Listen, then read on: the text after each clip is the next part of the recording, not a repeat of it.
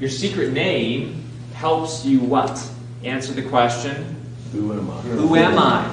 What is my true identity? Do you think this is a faith-based program predominantly? Yes. Yes. So this is where we say, hey, who you are is connected to who the Creator made you to be. And there's labels and lies you've believed, and you need to shed those labels and lies and find your true identity. So we have a process that says birth name, given name, secret name. See that? That's the success path. We start with, hey, what's your birth name? What are all the given names that you believe about yourself, positive and negative? And then what is the name the Creator has been trying to tell you your entire life? And you're never going to outperform your own self-image. So if you see yourself as a 2, you're never going to become a 10 because you're always going to be self-sabotaging because you're comfortable with that identity. So what we need to do is we need to reset your self-image set point, just like a thermostat. The thermostat's never going to go above 60 unless you put it higher. So we reset your self-image set point in that program. Pretty cool?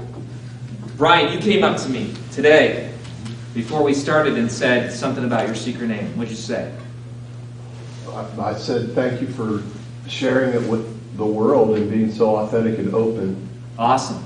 Do you think it was scary to write that book? Hey, I used to be a cutter.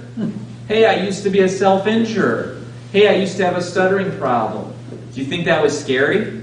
Yes. See, some of us, guys, we're scared to share our real story. But that real story is going to free up people. You see what I'm saying? But I was not comfortable sharing that for years. And finally, I'm like, some of you know this story.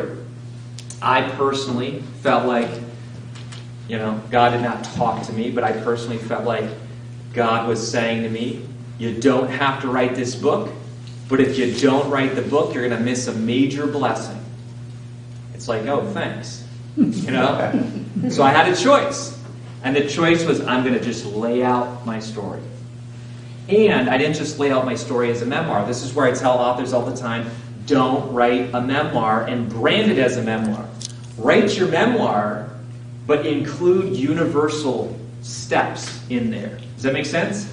Because no one wants to hear about a dude who used to cut himself, right? My mom might, but that's it. But people want to hear about how do you go from self-injury to self-confidence. And I believe we all self-injure through self-limiting beliefs. You see, it's a metaphor.